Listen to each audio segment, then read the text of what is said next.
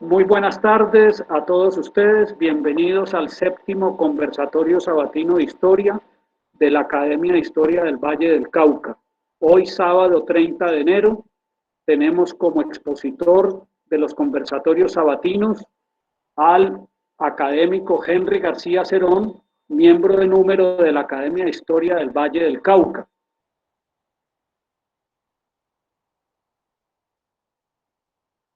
El académico Henry García Cerón es egresado del Colegio de Santa Librada de Cali.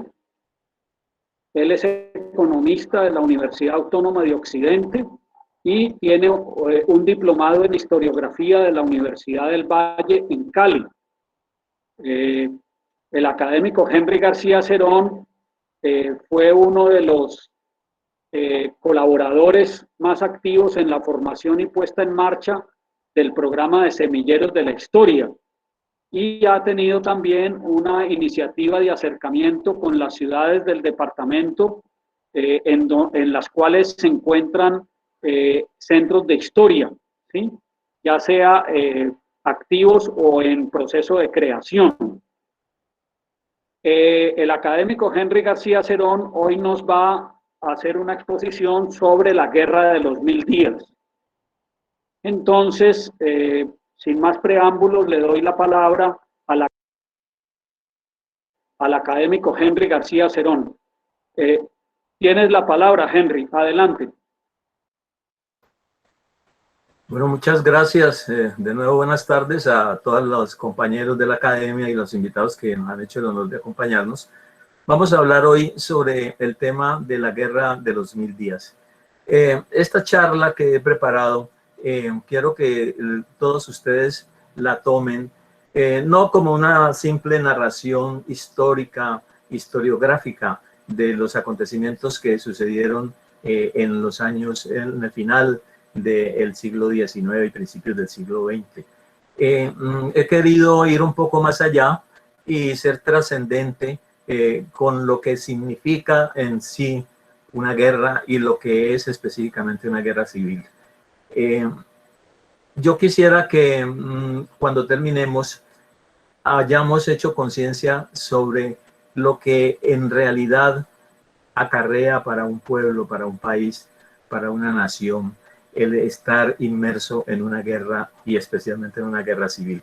Yo creo que viene muy al caso en nuestro acontecer colombiano, en donde se escuchan a veces voces en las que se clama porque ojalá viniese una guerra para que de una vez arreglemos este problema. Yo quisiera que esas personas observaran lo que aquí vamos a mirar nosotros, para que el pensamiento de ellos cambie y una vez puesta su mirada sobre los horrores de la guerra, sobre los horrores que sufrió Colombia, especialmente con la Guerra de los 1000 días, entonces ese pensamiento cambie y más bien nos dediquemos todos a buscar la anhelada paz.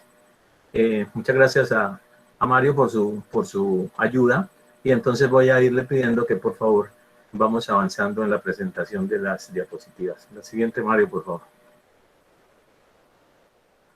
Bueno, vamos a leer aquí estos dos pensamientos que están plasmados sobre la gráfica que estoy mostrando.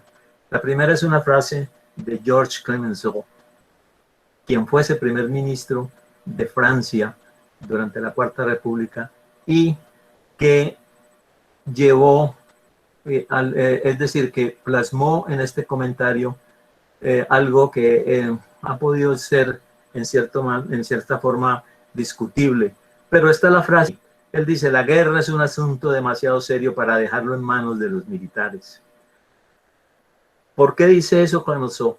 Porque lo vamos a ver a lo largo de la charla, que algunas veces las batallas, algunas veces las campañas sobre todo, que es un concepto ya más amplio, no fueron ganados por los generales en el campo de batalla, sino por las mentes de quienes los dirigían desde un escritorio, desde una silla presidencial. Recientemente hemos vivido el caso de Winston Churchill, quien dirigió desde su silla en el 10 de Downing Street la batalla de Inglaterra y a la postre venció conjuntamente con los ejércitos aliados de los Estados Unidos y de la Unión Soviética al inmenso poderío alemán. Entonces Winston Churchill, a pesar de que fue un militar durante la primera parte de su vida, cuando dirigió la guerra de Inglaterra, que en la que finalmente triunfó, era un civil. Que lamentablemente a los pocos años, a los pocos meses, cuando se sometió a las elecciones en su país, las perdió por esas cosas que tiene la vida. En Estados Unidos, yéndonos a la guerra de secesión que aconteció en los años de 1861 a 1865, no fueron los generales que todos conocemos que combatieron bajo las banderas de la Confederación o bajo las banderas de la Unión quienes ganaron la guerra. Quien ganó la guerra era un señor alto, delgado, que murió asesinado a los pocos días de la terminación, que se llamaba Abraham Lincoln. Esa mente brillante fue quien movió los ejércitos, fue quien diseñó las campañas y fue quien llevó al triunfo a la Unión sobre los ejércitos confederados, que superaban en poderío militar, no en número de combatientes, sino en inteligencia y en capacidad de combate a el ejército de la Unión. Y así podríamos seguir poniendo ejemplos de esta índole, pero lo que se quiere es que todos caigamos en la cuenta de que detrás de los guerreros hay una mente pensante. Aquí vamos a verlo más avanzada la conferencia. Hubo un maestro del pensamiento guerrero, de la estrategia, que se llamó, aunque no sea muy conocida esa faceta de su vida, Rafael Núñez. También quisiera, por favor, que presentes la diapositiva para que miremos la segunda frase de Mario.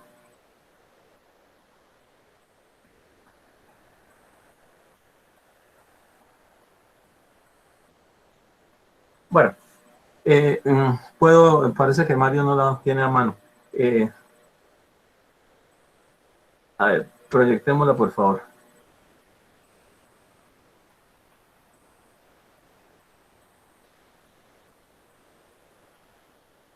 Bueno, la frase... ¿Cuál de las diapositivas quieres mostrar, Henry? ¿Cuál de las diapositivas? La primera, la que estábamos viendo, en donde estaba... hay dos frases marcadas allí. Entonces yo comenté la primera y quisiera hablar sobre la segunda.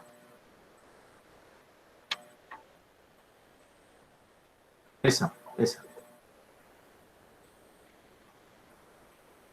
está viendo? No se está viendo.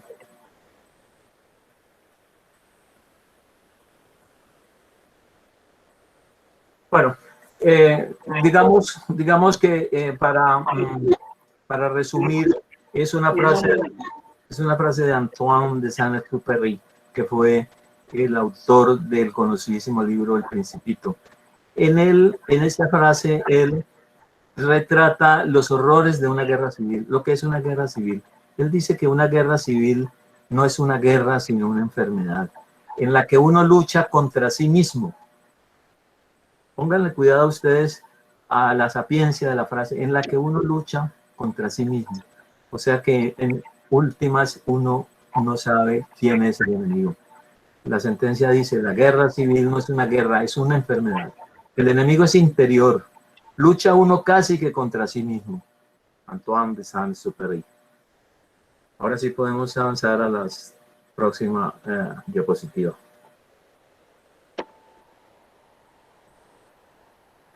Bueno, yo quise iniciar tocando el tema de dos guerras civiles que están muy adentro de la mente de nosotros los colombianos y que por una u otra razón, algunos porque nuestros padres alcanzaron a presenciarlas, bien sea por las noticias o bien sea porque estuvieron cerca de los actores.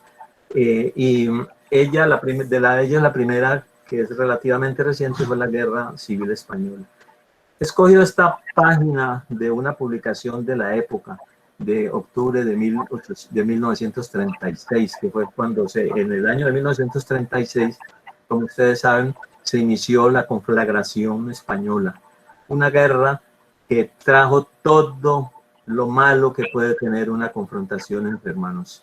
Aquí en esta página que ustedes están mirando en este momento, ustedes pueden contemplar en una sola mirada la belleza patética de la fotografía de capa que nos está mostrando el instante mismo en que un soldado cae mortalmente herido y la cámara del fotógrafo que ganó premios mundiales a raíz de esta hermosa fotografía, la cámara recoge el instante mismo en que la vida abandona el cuerpo del soldado.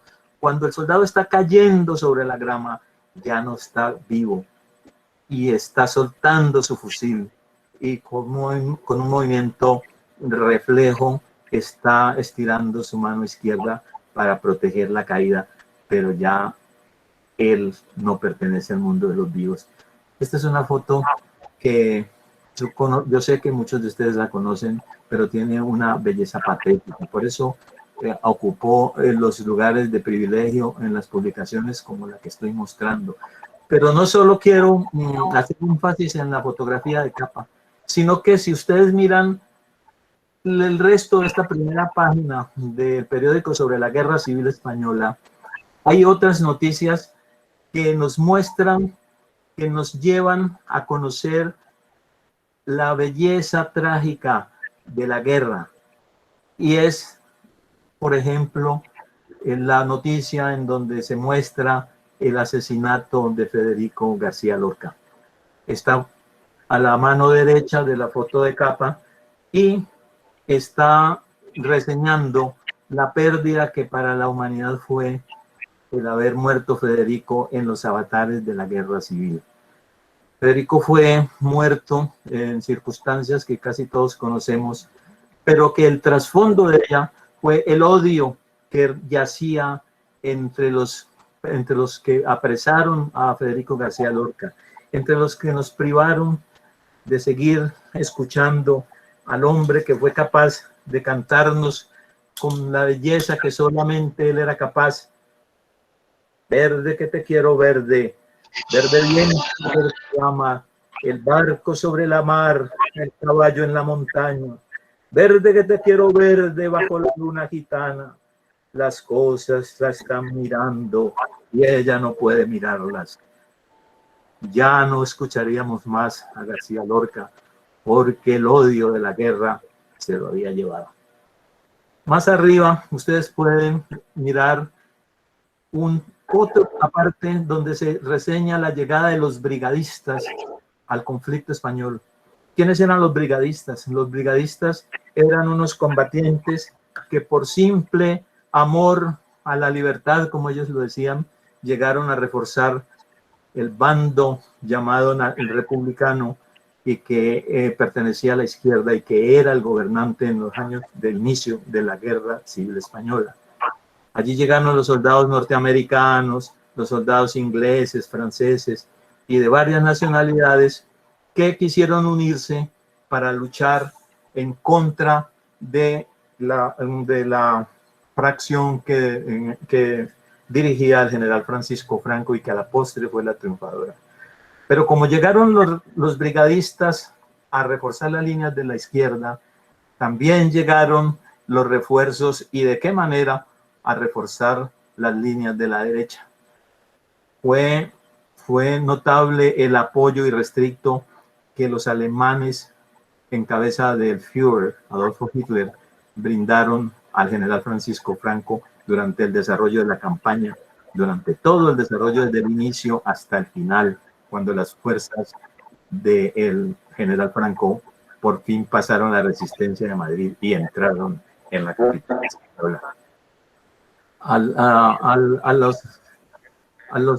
los soldados alemanes y a la maquinaria bélica que aportó Alemania y a los soldados y la maquinaria bélica que aportó Italia bajo el gobierno de Benito Mussolini, se opusieron entonces las fuerzas de la República, que también eran auxiliadas por los envíos que sin ninguna restricción hacia la Unión Soviética en la forma de asistencia militar de soldados y de materiales. O sea que la confrontación se volvió una confrontación internacional hasta su fin en el año de 1939.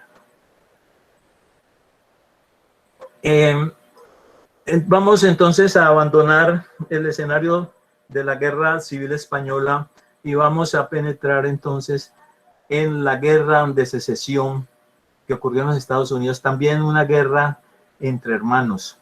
La Guerra de Secesión ocurrió por coincidencia durante la época en que también en Colombia se guerreaba entre hermanos. Acuérdense ustedes que en los años de 1860 a 1862 y principios de 1863 se libró la guerra que el gran general Tomás Cipriano de Mosquera encabezó contra el gobierno conservador de la época de don Mariano Espina Rodríguez. O sea que coincidieron las dos guerras y coincidieron en ferocidad, coincidieron en violencia, coincidieron en odio. Está muy apropiada la fotografía que nos muestra Mario en este momento, que está mostrándonos el convento y el templo de San Agustín en Bogotá, que fue refugio de los soldados liberales, yendo un poquito hacia atrás, la guerra del 60, o la guerra de Mosquera, como coloquialmente se le conoce, por haber sido el alzamiento del gran general en contra del gobierno conservador de Mariano Espina Rodríguez. Esa guerra inició desde el Cauca hacia la capital de la República y fue envolviendo paulatinamente el resto del país. Cuando la guerra llegó a Boyacá, a los Santanderes, etcétera, como siempre sucedía, en Bogotá los ejércitos liberales se atrincheraron en el convento de San Agustín, y este fue atacado por las fuerzas conservadoras que dominaban a Bogotá y al departamento de Cundinamarca, con un ataque en el cual ustedes pueden contemplar la ferocidad. No se respetó la característica religiosa del templo y menos del convento. Observen los ventanales en donde están por miles las señas de los balazos, de los cañonazos, inclusive disparados con tal de destruir al enemigo. Esto se llama odio, esto se llama violencia, esto se llama guerra de hermanos. Como cosa curiosa, debo relatar que el convento de San Agustín, en el cual, batalla en la cual combatieron algunos vallecaucanos, que la historia ha recogido sus nombres, resistió durante varios días el asedio, nunca se rindió y finalmente fue rescatado por el ataque que desde el departamento de Boyacá dirigió el general Santos Gutiérrez, a quien sus soldados cariñosamente llamaban el Tuzo, y que fue uno de los pocos generales de nuestras confrontaciones civiles que nunca perdió una batalla, nunca tuvo que retirarse del campo de batalla con el pabellón de la derrota. El Tuzo Santos Gutiérrez rescató a las fuerzas liberales que se encontraban acantonadas en San Agustín y fue el inicio del final de la guerra. El general Tomás Cipriano de Mosquera, que estamos viendo aquí, dirigió sin ninguna ayuda, porque todos conocemos las capacidades militares del gran general, sin ninguna ayuda, dirigió la guerra desde el principio hasta el fin. Desde el inicio de la campaña que mencionaba yo, se inició en Popayán, en el Cauca, y fue recolectando los soldados que desde tiempos atrás sabían a la perfección el arte del dominio de la lanza y de la espada y del machete, y fue avanzando hasta que llegó en medio del avance hasta las inmediaciones de Bogotá. Pero era tal la astucia, porque además de ser un gran militar, un excelso militar, era un político y un estratega extremadamente astuto. Él había tenido unas divergencias políticas con el general José María Obando, que era más o menos de su época y que los llevaron incluso a combatir entre sí y también a sostener un duelo personal en el que ninguno de los dos salió herido, pero que nunca zanjó la diferencia que entre los dos existía. Pero la inteligencia del general Mosquera consiguió que José María Obando, con sus hombres leales del Cauca, los que siempre lo acompañaron desde los finales de la independencia y principios de la República, con esos soldados se unió al general Mosquera y llegó hasta las inmediaciones de Bogotá, Subachoque. Allí, el general José María Obando, después de la batalla de Campo Amalia, que fue la batalla definitiva que selló el resultado de esta guerra, allí el general Obando perdió la vida. Fue lanceado misericordiamente y todavía se suscita la discusión si el asesinato del general Obando fue fraguado desde las huestes mosqueristas o fue el resultado de una acción de la batalla. El hecho fue que en la batalla de Campo Amalia se decidió por completo la suerte de la guerra y posteriormente el general Tomás Cipriano de Mosquera llegó a Bogotá, en donde apresó al don Mariano Ospina Rodríguez, a su hermano, que pretendían huir. De allí siguió lo que ya todos sabemos, la realización de la Convención de Río Negro, que fue iniciada el 4 de febrero, como lo estamos viendo en el cuadro, y en la cual el general Tomás Cipriano de Mosquera consolidó su triunfo. Pero es importante hacer la anotación que la Convención de Río Negro, reunida en el municipio de Río Negro, por insinuación del general Mosquera, no fue, como la historia nos la muestra, un triunfo rotundo del gran general. Fue, por el contrario, el principio de su fin. ¿Por qué me atrevo a decir lo siguiente? Porque la Convención de Río Negro fue manejada desde el principio, sin que el gran general se enterara, por el cerebro de dos jóvenes que apenas frisaban los 35 años. Uno se llamaba Julián Trujillo Largacha y el otro se llamaba Rafael Núñez Moledo. Esos dos personajes que después iluminaron el devenir de nuestra historia hasta casi finales del siglo, fueron los verdaderos triunfadores de la Convención de Río Negro. La primera victoria que obtuvieron fue el nombramiento como presidente de la convención de una persona completamente opuesta al pensamiento mosquerista.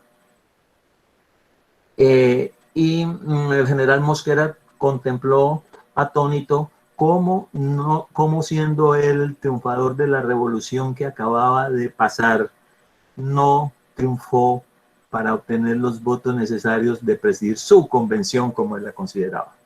En el desarrollo de la convención se puso de manifiesto que, no obstante que Mosquera había llevado a ella a lo más granado del mosquerismo del Cauca, de Cundinamarca, del estado de Panamá, en ese entonces perteneciente a Colombia, no pudo manejar la convención y salió atado, con las manos atadas, y de allí empezó su decadencia hasta que finalizó casi a los 80 años en su predio de Coconuco.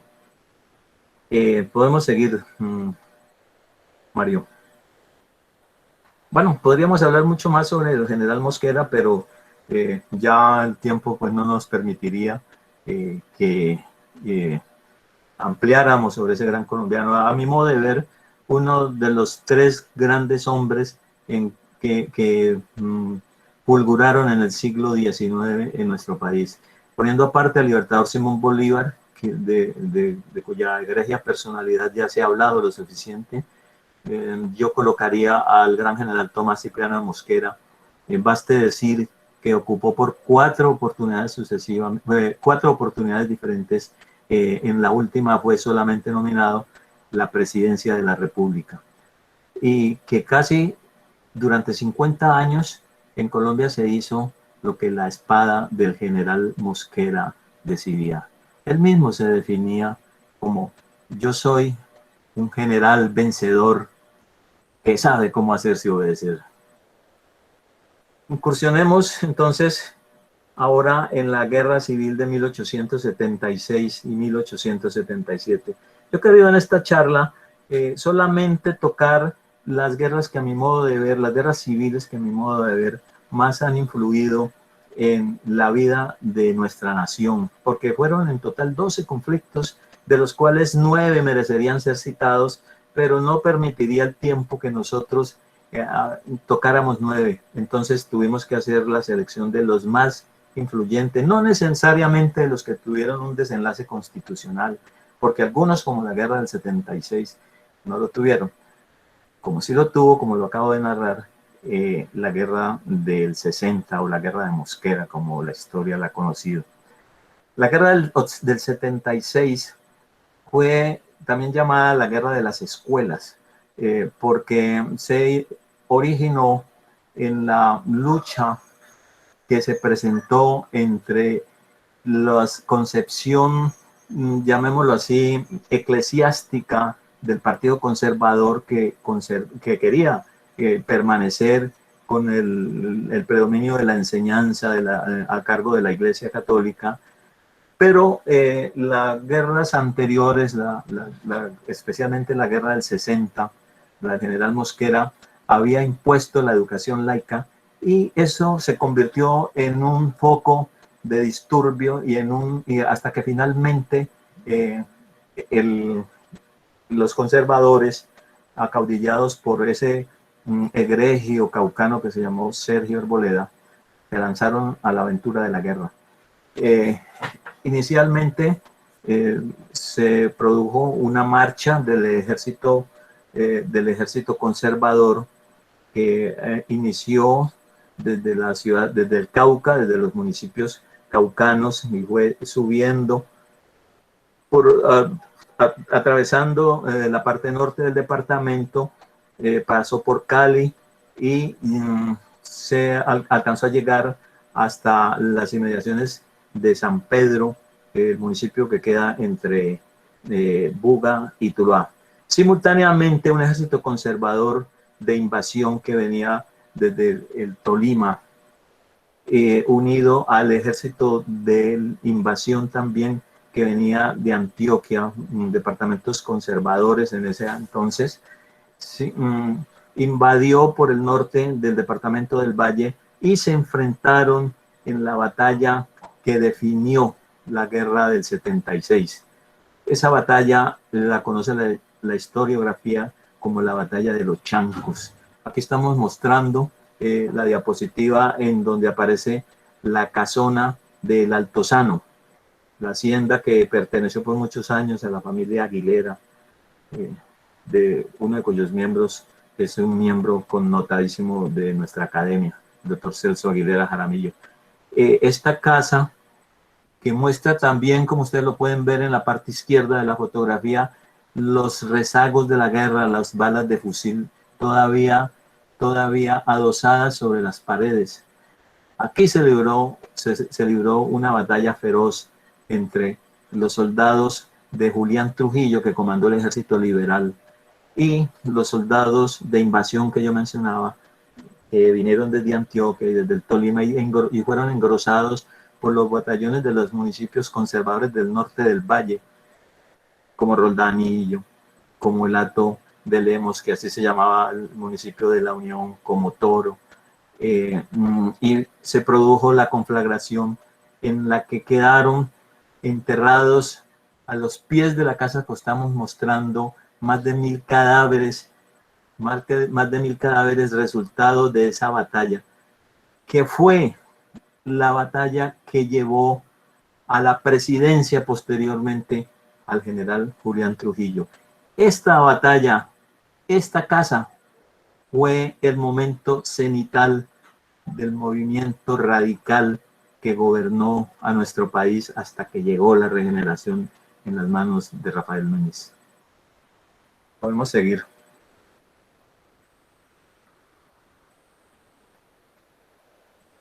Bueno, sería, devuélvetela, Mario, para que hablemos ligeramente sobre el general Julián Trujillo. El general Julián Trujillo Largacha y el resto reposan en el Panteón de los Próceres de la ciudad de Popayán. El general Julián Trujillo Largacha fue un militar que, como ya lo dije, se promocionó a raíz de de su triunfo militar en la batalla de los Chancos. Después, con posterioridad, tomó la ciudad de Manizales, que era un bastión conservador, y forzó el final de la guerra. Cuando el general Trujillo se perfilaba como futuro aspirante a la presidencia de la República, don Manuel Murillo Toro, ese prohombre liberal, figura importantísima del radicalismo, quiso atajar el ascenso de Julián Trujillo en el Congreso de la República y pronunció una frase muy sabia que todavía, si se le hubiera escuchado, no hubieran sido los acontecimientos como finalmente lo fueron. Manuel Murillo Toro dijo en su momento: no dejemos que Julián Trujillo llegue a la presidencia de la República, porque eso va a significar la entrega de la presidencia al Partido Conservador. Y así sucedió. Pero ¿por qué sucedió lo que estoy relatando? Porque Julián Trujillo, recuerden que hace 5 o 10 minutos dije que teniendo 35 años, en los escaños de la Convención de Río Negro, junto a Rafael Núñez Moledo, fraguaron lo que posteriormente sería el radicalismo, que gobernó nuestro país, que tuvo sus presidentes, y él, el general Julián Trujillo, sucedió al último de los presidentes netamente radicales, que fueron Aquileo Parra, y sucedió lo que Manuel Murillo Toro había adivinado. Julián Trujillo entregó el poder en 1880 en las manos de Rafael Núñez Moledo, y se inició desde allí, y no desde 1900, como la historiografía equivocadamente lo dice. Se inició la hegemonía del Partido Conservador, que duró no 30 años, sino 50, porque empezó en 1880 realmente y terminó en 1930 con la pérdida del poder en manos de Enrique Olaya Herrera. Podemos avanzar, Mario. Vamos a hablar brevemente sobre la Guerra Civil del 84, en la que el Partido Liberal, bajo la dirección del respetabilísimo jefe, el general Sergio Camargo, que había hecho todas las campañas anteriores con las banderas del liberalismo, se rebeló contra la presidencia netamente conservadora ya en su momento de Rafael Núñez. El Partido Conservador estaba en el poder y se mantuvo firme. Recuerden que cuando empecé mi charla dije que algunas veces no eran los generales quienes ganaban las guerras. Pues bien, la guerra del 84, quien la ganó se llamó Rafael Núñez Moledo, que dirigió magistralmente sus piezas y movió a los ejércitos conservadores a lo largo de toda la campaña que había sido iniciada de manera triunfal por el joven general Ricardo Gaitano Beso, un líder netamente de ascendencia popular que tenía gran dominio sobre las masas y que fue capaz de levantar en armas la región del Tolima, Cundinamarca, y conquistar toda la vega del río Magdalena hasta Barranquilla. Esa situación llevó a que Rafael Núñez interviniera, moviera sus fichas como ajedrecista que era, y concediera el mando de la campaña del Magdalena a los generales que ya iban descollando y que no eran tan conocidos en el ámbito de las anteriores guerras, a los generales conservadores me estoy refiriendo. O así como se produjo entonces el cambio de los militares que tenían a su cargo y el cambio de la estrategia y Ricardo Gaitano Beso, que había tomado bajo su poder a Barranquilla en una acción brillantísima, se vio obligado por los movimientos mentalizados de Núñez a retirarse de Barranquilla e intentar regresar al centro del país por el río Magdalena. La batalla que definió la guerra del 84 se llamó la batalla de la Humareda y fue una batalla anfibia, porque parte de ella se libró sobre las aguas del río, en las cuales venían en retirada desde Barranquilla, como antes lo dije, las fuerzas de Gaitano Beso, y al llegar al municipio del Banco, en el departamento de Magdalena, fueron interceptadas por el ejército conservador ya al mando del general Guillermo Quintero Calderón, fruto de los designios de Núñez, quien había sustituido a los generales conservadores que él consideraba eran ineptos. Pues bien, esa batalla que se libró, como antes lo dije, en las inmediaciones del Banco Magdalena, fue, ateniéndonos a lo que la historiografía militar tradicional nos dice, fue una batalla que ganó el Partido Liberal, el ejército del Partido Liberal. ¿Por qué la historiografía militar consagra la Humareda como un triunfo del Partido Liberal? Porque se consiguió el dominio del campo y la posibilidad de izar victoriosa una bandera. Eso se consiguió y por eso la Humareda figura como una victoria del Partido Liberal. Pero fue, como muy bien lo dijo el mismo comandante general del Ejército Liberal, el mismo comandante general del Ejército Liberal, el general Sergio Camargo, fue una victoria pírrica, que lo llevó a que él mismo se describiera como un hombre funesto para el Partido Liberal. ¿Por qué fue, según la historia, pírrica esa batalla? Porque allí, sobre las aguas del Magdalena y sobre los terrenos fanegosos que circundaban el sitio de Lobo, o de la Humareda, como se llamó el sitio del combate, sobre esas playas cayeron 6 generales que eran la flor y nata de los ejércitos liberales. Es decir, el ejército liberal ganó la batalla, pero perdió la guerra. De allí en adelante, Rafael Núñez movió magistralmente sus fichas y condujo a que el comandante general, el general Sergio Camargo, se dirigiera tranquilamente en su caballo a su predio ganadero del Casanare y abandonara la dirigencia de la guerra, la cual quedó en manos de Ricardo Gaitano Beso, quien finalmente fue apresado y murió en prisión a la edad de 36 años. Entonces, la guerra civil del 85 terminó, como lo estábamos diciendo, y el monumento que estamos viendo tiene los nombres de los 6 generales que hacían parte del Estado Mayor en pleno del Ejército Liberal y que cayeron en la batalla, siendo el primero de ellos el general Capitolino Obando, hijo mayor del general José María Obando, que murió de un disparo de fusil apenas iniciándose a los pocos minutos la contienda. Otros 5 generales, y también el doctor Luis Lleras, un científico de la raigambre del Olimpo radical, que había ido a empuñar las armas a favor de sus ideas, murió despedazado por una bala de cañón que le entró por las entrañas y lo perdió para la ciencia el Partido Liberal.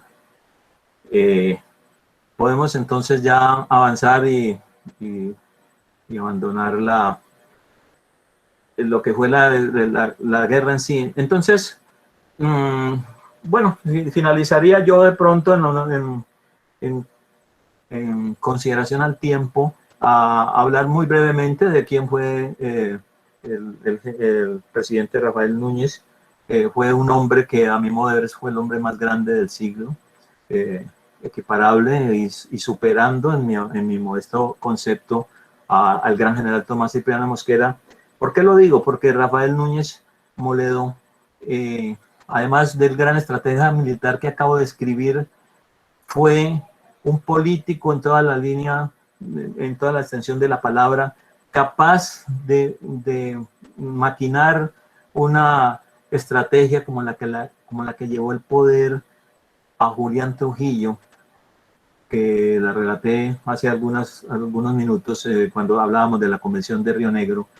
Esa mente no solo fue capaz de concebir jugadas maestras estratégicas, no solamente fue capaz de dirigir una guerra y ganarla, sino que incursionó también en el campo de la economía. Fue el primer mandatario que dominó el arduo campo de la economía. Fue el hombre que impulsó en la creación de un banco que en su momento se llamó Banco Nacional y que fue el óvulo del cual se desprendió después el nacimiento del Banco de la República. Era un hombre que conocía a la perfección las leyes de la economía. Fue quien impulsó el uso del papel moneda, que era una cosa desconocida en nuestro medio. Fue un economista en el completo sentido de la palabra. Y para rematar, el doctor Núñez era un hombre que descolló como ninguno en el campo del amor. Pues el doctor Núñez, como ustedes lo saben, estuvo casado o unido sentimentalmente con tres mujeres, siendo la primera de ellas una señora panameña, donde él vivió.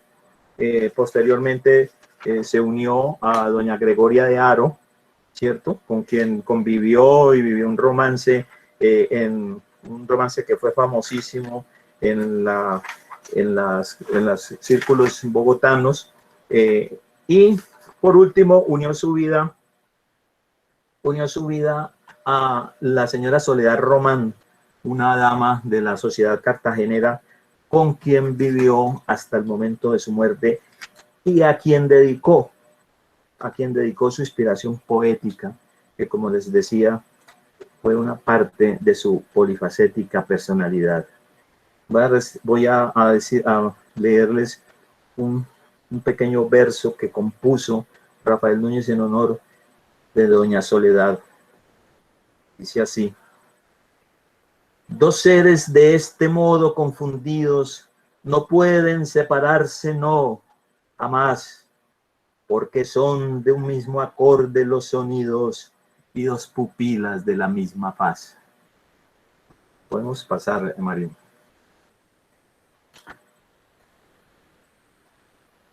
Bueno, entonces ya nos vamos aproximando en este recorrido al final y vamos a llegar a lo que fue el motivo central de nuestra reunión, que fue mirar la guerra de los 1000 días. Pero pienso que fue interesante haber visto los antecedentes de la guerra que venían desde las épocas que mencioné del general Mosquera y de don Rafael Núñez. El partido liberal, después de la guerra del 85, en el que quedó desmantelado, como antes lo dijimos, el Estado Mayor, los hombres que sabían dirigir las batallas, de los cuales no sobrevivió prácticamente sino el comandante en jefe, y eso porque abandonó pues su obligación como comandante del Ejército Liberal. Y prácticamente el Partido Liberal, militarmente hablando, quedó destruido. Allí quedaron en el monumento que vimos hace unos minutos los generales Daniel Hernández, Pedro Julio Sarmiento, Plutarco Vargas, Bernardino Lombana y Fortunato Bernal, la plana mayor del liberalismo militarmente hablando. Entonces, era realmente ilógico que el Partido Liberal se lanzara a una nueva aventura guerrera, pero sin embargo, la corriente belicista del Partido Liberal, en la que ya figuraba el general, en la que figuraban algunas personas de la de la maquinaria política que se llamaban belicistas, y una persona que fue decisiva en como fue el general Rafael Uribe Uribe. Entonces, la fracción belicista lanzó a la guerra nuevamente en el año de 1995, lo que se llamó la Guerra del 95, que fue una confrontación que fue fácilmente ganada por el Partido Conservador y donde descollaron figuras nuevas que posteriormente combatieron en la Guerra de los 1000 días. Y también algunos que no fueron a los 1000 días, pero que descollaron, como el caso del general Rafael Reyes, que fue muy bien narrada por el académico Simón Varela en el ámbito de la Academia de Historia. Bueno, avancemos un poco. Avancemos, Mario. Sí, la guerra de los 1000 días, una vez sofocada la revolución liberal del 95, se encendieron de nuevo los ánimos porque el Partido Conservador, digamos, bajo la dirección de Rafael Núñez y de sus discípulos, como las personas que después le sucedieron en la presidencia, entre los cuales estaban los conservadores de la fracción histórica y de la fracción nacionalista, como don Miguel Antonio Caro, y don Manuel Antonio San Clemente y don José Manuel Marroquín. Ellos fueron alumnos aventajados de don Rafael Núñez y heredaron, algunos de ellos, sus concepciones militares. Eso lo vamos a ver un poquito más en detalle ahora que incursionemos en la guerra de los 1000 días.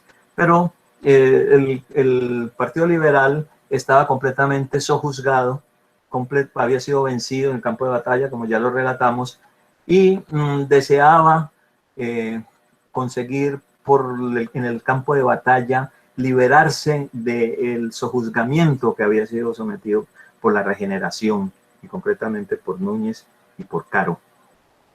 Entonces, esta chispa estaba solamente esperando que fuese encendida, y lo fue el 17 de octubre de 1899, cuando el general Francisco Gómez Pinzón se pronunció en términos de guerra en su hacienda La Peña, ¿cierto? Tomando la población del Socorro y posteriormente San Gil, que fue el inicio oficial de la guerra de los 1000 días. Que como ustedes lo ven ahí en la fotografía que acompañamos, la guerra de los 1000 días involucró absolutamente a todo el territorio de la República y absolutamente a toda la población, incluso vinculando a los niños, como el que empuña en el extremo izquierdo de la fotografía una corneta, que eran los primeros en caer en el campo de batalla. Y los otros dos niños, que la altura del fusil los supera. Esta foto la trajimos a propósito para mostrar que la guerra no tuvo compasión ni con la familia, ni con la niñez, ni con nada. Esta guerra de los 1000 días envolvió absolutamente a todo el ámbito nacional. Avancemos, Mario. Bueno, sería pues muy dispendioso el que abarcáramos todo el desarrollo de la guerra, porque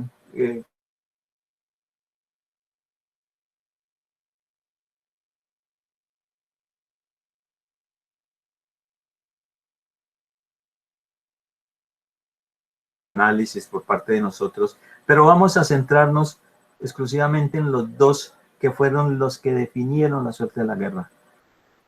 El primero fue la batalla de Peralonso. Ocurría el 15 de diciembre del 99. Esta batalla se libró a la orilla del río Peralonso, sobre el puente, concretamente sobre el puente que se denomina el sitio La Laja, y en donde existía un puente que cruzaba el Peralonso, y allí fue el terreno donde se enfrentaron los ejércitos liberales ya pronunciados, como lo dijimos, desde la rebelión del general Gómez Pinzón, pero que fueron acrecentándose en Santander, que fue la tierra favorita para el inicio de la guerra, junto con el Cauca. En Ya esos ejércitos se habían acrecentado y allí entró el talento organizativo del general Benjamín Herrera, que era un militar de carrera que había hecho escuela ascendiendo desde las posiciones más bajas del escalafón militar, habiendo sido teniente, capitán, coronel, etcétera, ascendiendo en los campos de batalla que hemos relatado. Hasta que la guerra de los 1000 días lo sorprendió con el grado de general, pero era un hombre formado militarmente, era un militar de escuela y además de eso había sido probado en los campos de batalla. El general Rafael Uribe Uribe no era un militar, el general Rafael Uribe Uribe era un líder, y un líder carismático que arrastraba multitudes y que tenía un poder de convicción tal que los ejércitos que se formaban bajo su dominio lo obedecían ciegamente porque pensaban que él no los iba a llevar a ningún camino que no fuera el de la victoria. En estas circunstancias se encontraron el día 15 de diciembre de 1899 en el puente de Peralonso con el ejército del gobierno conservador que había destacado al general Vicente Villamizar para que contuviera la revolución a cualquier precio. En Peralonso se produjo la batalla que proyectó a Rafael Uribe Uribe, sobre todo, a la gloria, porque en las primeras acciones el general Benjamín Herrera fue herido y tuvo que abandonar el terreno de combate. El general Rafael Uribe Uribe asumió entonces el mando y empezó a motivar anímicamente a sus soldados porque, como lo dije, no tenía formación militar, pero sí tenía una profunda credibilidad entre sus hombres. Cuando llegó el momento en que el combate estaba indeciso y después de casi un día entero de combatir, la situación no se resolvía en favor de ninguno de los dos ejércitos, Rafael Uribe Uribe tomó una siesta, despertó de la siesta y entregó sus haberes personales a un ayudante con la orden de que si moría en la batalla se le entregaran a su familia. Y tomó la palabra y le dijo a su ejército: voy a cruzar el puente con 10 voluntarios. Necesito 10 valientes que den un paso al frente. En un principio, ninguno respondió al llamado de Rafael Uribe Uribe. Entonces, el general estrelló su pierna contra el suelo y gritó aún con voz más estentórea: necesito 10 valientes que den un paso al frente. Inmediatamente, el sargento Saúl Zuleta, que era un soldadito sacado de las entrañas de los campos boyacenses, fue el primero que dio el paso al frente y de inmediato otros 9 le siguieron. Rafael Uribe Uribe se puso a la cabeza de ese puñado de valientes y cruzó el puente de las Lajas sobre el río Peralonso, siendo levemente herido en una de sus manos, pero con una herida que no significó mayor cosa. Introdujeron esos 10 hombres los revólveres por los boquetes que tenían las trincheras de los soldados conservadores de Vicente Villamizar, los mataron y fueron la cabeza de playa. Inmediatamente el ejército liberal, con ese ejemplo, atravesó el puente de Peralonso y se produjo la batalla más gloriosa del Partido Liberal en la guerra de los 1000 días. Esta situación llevó a que Rafael Uribe Uribe asumiera casi que por consecuencia lógica la jefatura del ejército liberal, pero el general Benjamín Herrera no cejaba en hacer valer sus charreteras ganadas en el campo de batalla y se produjo una confrontación que solamente fue zanjada por la llegada el día 24 de diciembre de 1899 a Pamplona, en donde se encontraba el ejército liberal triunfante en Peralonso, del general Gabriel Vargas Santos, respetabilísimo jefe conservador liberal de las guerras anteriores, que llegó con 1200 llaneros a engrosar las filas del ejército liberal. En ese momento, el ejército liberal era invencible. Entonces se procedió, ya bajo las órdenes de el general Gabriel Vargas Santos, que sometió bajo su dominio a Rafael Uribe y a Benjamín Herrera. Ya bajo las órdenes unificadas de Gabriel Vargas Santos, se aprestó el ejército liberal a derrotar al ejército conservador en pleno y asegurarse el paso hacia la capital de la República. Allí fue donde se produjo la guerra, la batalla que definió la guerra de los 1000 días, que es la que vamos a hablar, que se llamó la batalla de Palo Negro.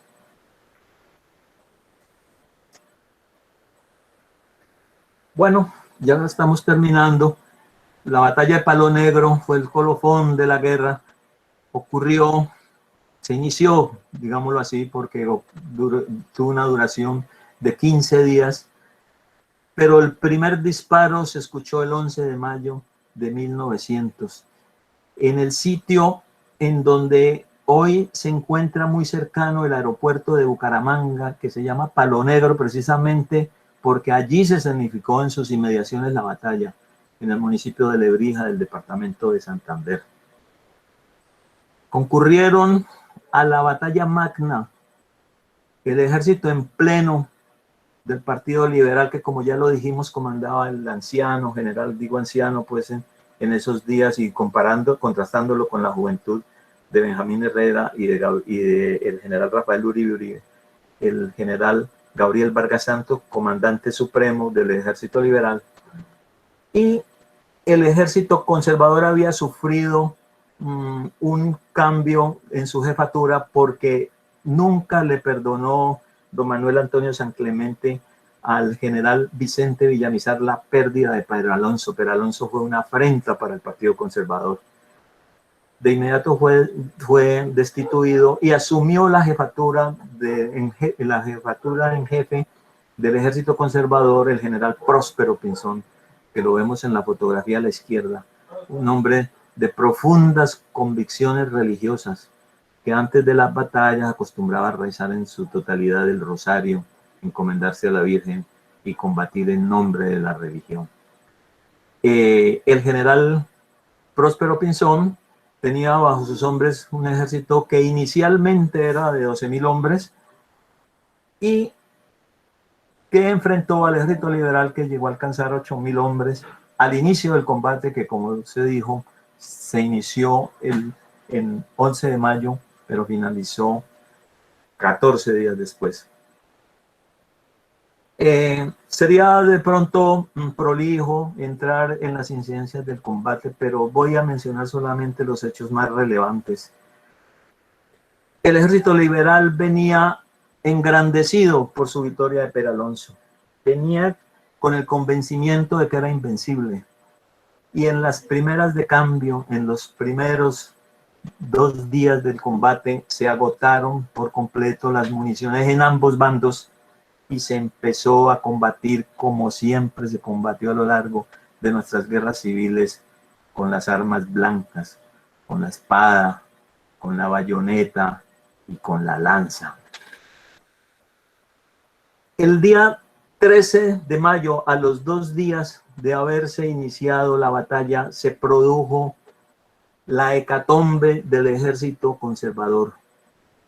Fue imposible contener las cargas de caballería del general Benjamín Herrera, con sus hombres adiestrados militarmente, con los hombres que venían de los batallones liberales, como el Gómez Pinzón, que mencionamos al principio, como los batallones que llegaron del departamento del Cauca a engrosar al ejército liberal, como el batallón Ponto, y con los hombres que se habían unido al ejército en los días anteriores a Palo Negro, como el batallón Libres de Ocaña, que figuró con mucho, digamos, renombre en las cargas a machete de los días 11 y 12 de mayo.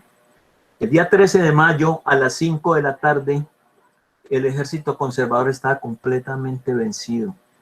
Había sido destruido el batallón insignia, que se llamaba el batallón artillería, que había sido casi terminado hasta su último hombre. Solamente se logró salvar los cañones y el comandante con algunos pocos oficiales.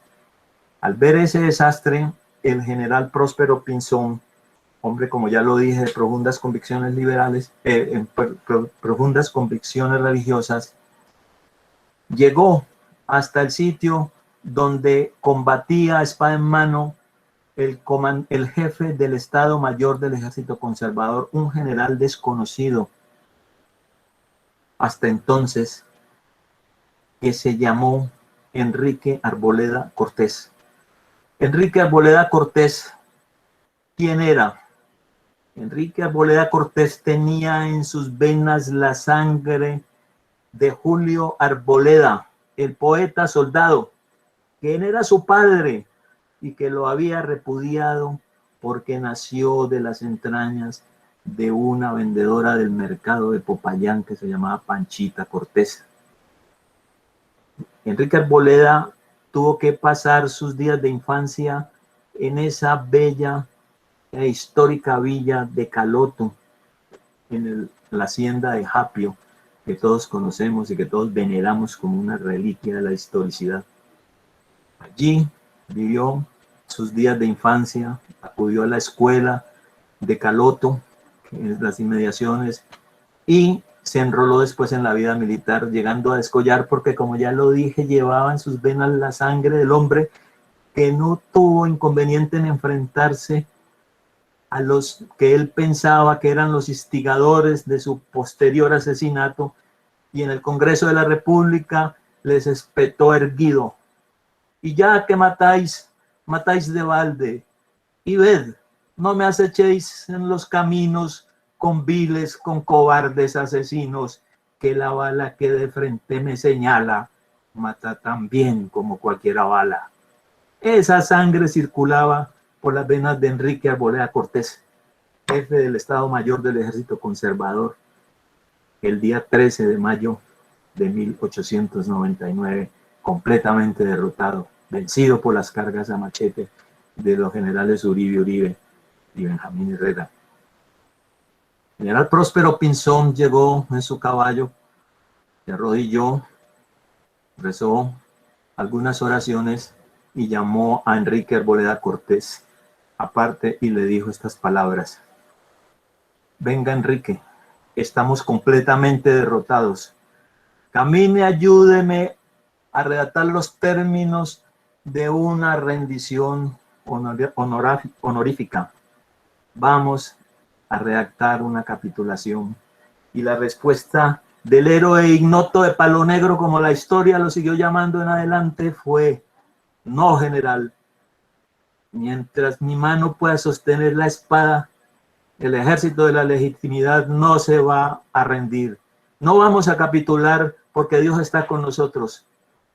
Permítame que encabece una carga para tratar de equilibrar el combate. Con el permiso concedido por el general Próspero Pinzón, a las 5:30 de la tarde, Enrique Arboleda Cortés cargó con los soldados de Garamalote, el pueblo más conservador de Colombia, aquel mismo pueblo que en el terremoto ocurrido hace pocos años prefirió salvaguardar la estatua de Laureano Gómez Castro antes que los ornamentos sagrados de su iglesia. Con esos garamaloteños cargó Enrique Arboleda Cortés y restableció el combate que hasta ese momento estaba perdido. En ese instante, a los 15 o 30 minutos de la carga suicida de Enrique Arboleda Cortés, llegaron 2 batallones caucanos. El batallón de Timbío, conformado por soldados de esa localidad a la que el maestro Valencia, Guillermo Valencia, llamó poéticamente el Vaticano del conservatismo, con los soldados del Timbío y los soldados del batallón Cauca, se produjo no solo el restablecimiento del combate, sino que este cambió de curso y se convirtió en una victoria, como a lo postre lo fue después de 14 días más de lucha. Esa acción, que hasta el momento no había sido reconocida, llevó a la victoria al Partido Conservador. porque posteriormente vinieron, como pasó ya en el pantano de Vargas, cuando la acción cuando la carga de los 14 llaneros equilibró el combate, e inmediatamente entraron en juego las lanzas de los japureños, venezolanos y colombianos que conformaban los batallones de lanceros de los que habían sido vencedores en Queseras del Medio y estabilizaron el combate. Eso mismo sucedió en Palo Negro. Y de allí en adelante fue simplemente una acción de exterminio sobre el ejército liberal que perdió 5.000 de sus soldados en esa acción y que quedó completamente destrozado. Y la guerra civil del año 900, la guerra de los 1000 días, quedó convertida en una guerra de guerrillas. Sigamos, Mario. Bueno, entonces ya estamos llegando al final.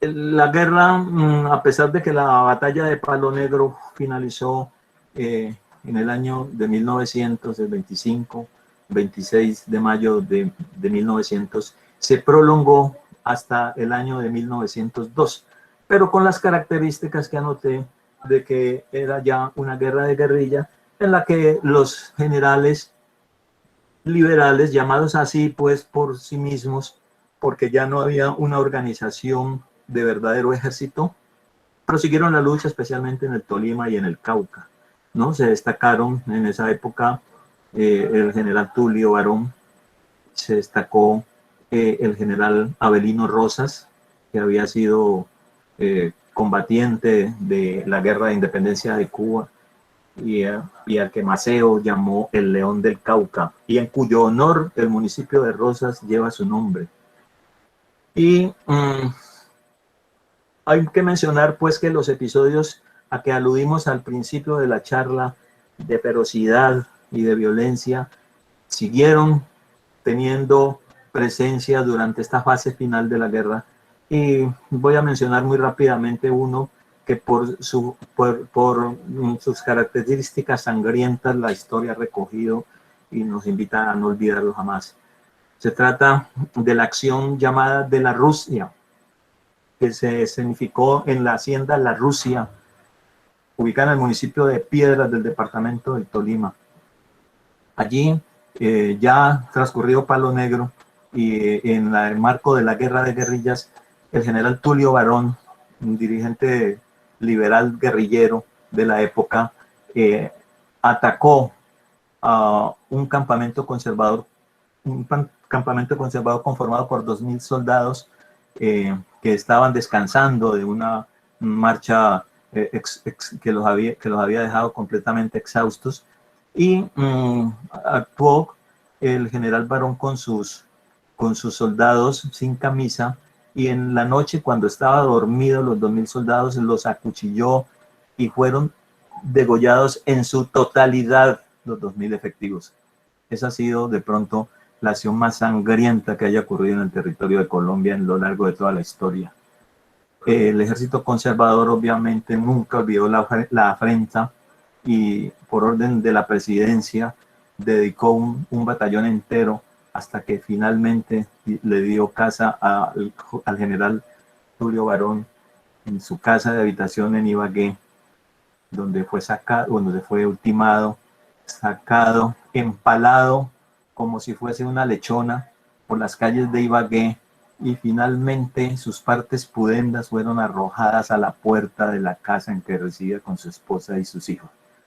Este es otro episodio de la fracticidad, de la guerra en todo su esplendor de violencia, que son episodios que nunca deben de volverse a repetir.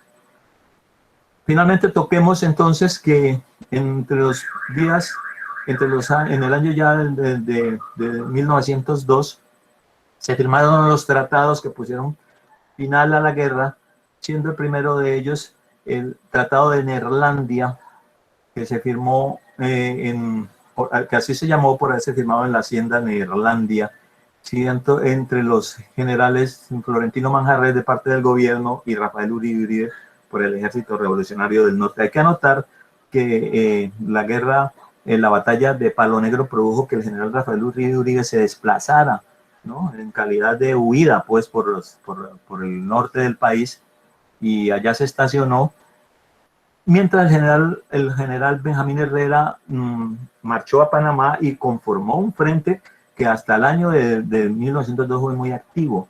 Inclusive en las batallas que se suscitaron en Panamá durante el sostenimiento de la guerra por parte de Benjamín Herrera, falleció el general Carlos Albán, persona cimera, una pérdida inenarrable para el país, que murió a bordo del vapor Lautaro cuando fue hundido en los avatares de la campaña de Panamá. Posteriormente se firmó el Tratado del Wisconsin, así llamado porque se firmó en la cubierta del navío de guerra Wisconsin, y fueron sus firmantes, como lo podemos ver en la fotografía, los generales Benjamín Herrera y Lucas Caballero por el Partido Liberal, que son los dos primeros de la izquierda, ¿no?, y por el partido por el gobierno, o sea, representando al Partido Conservador, el general Víctor Manuel Salazar y el general Alfredo Vázquez Cobo. Como testigo actuó el abogado Eusebio Antonio Morales, quien fue después una de las figuras prominentes en la separación de Panamá.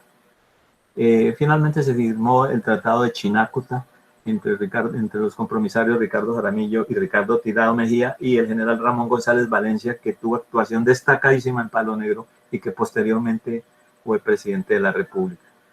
Vamos a mirar las dos últimas diapositivas para que finalicemos y demos campo a las personas que quieran intervenir. Las principales consecuencias de la guerra, pues yo las he resumido en que se produjo el afianzamiento de la hegemonía del Partido Conservador, que se prolongó, como lo dije, hasta el año 30. Ya se había terminado la rivalidad entre las corrientes nacionalistas e históricas del conservatismo. Se produjo una ruina casi total de la nación, puesto que los comercios, las empresas quedaron asolados, además de la gran cantidad de muertos que produjo la conflagración entre los combatientes y entre las víctimas civiles. Pero la más lamentable de todas las pérdidas fue la separación de Panamá, que a raíz del combate, a raíz de la conflagración, tomó fuerza la separación que se escenificó en los años de 1903, todavía bajo el gobierno de don José Manuel Marroquín, José María Marroquín.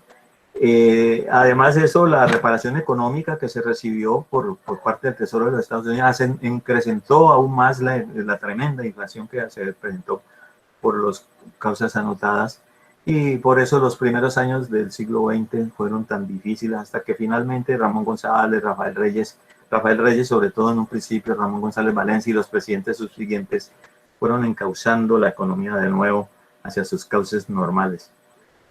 Y como últimas consecuencias de la guerra, tenemos el reforzamiento del concepto de la guerra de guerrillas como táctica militar usada para el combate entre las fuerzas regulares e irregulares en disputa, y el crecimiento de la conflictividad por la tenencia de la tierra a lo largo de toda la geografía nacional. Sigamos, Mario. Bueno, esta es la última fotografía que quiero mostrarles. Ahí pueden ustedes contemplar un osario tomado de algunos de los cráneos que salieron a la luz en las excavaciones que se hicieron en el momento de la construcción de las pistas del aeropuerto de Palo Negro y en épocas anteriores. Y pueden ustedes ver que es una verdadera montaña de cadáveres. Esto, queridos compañeros, queridos amigos, es lo que nunca puede volver a suceder.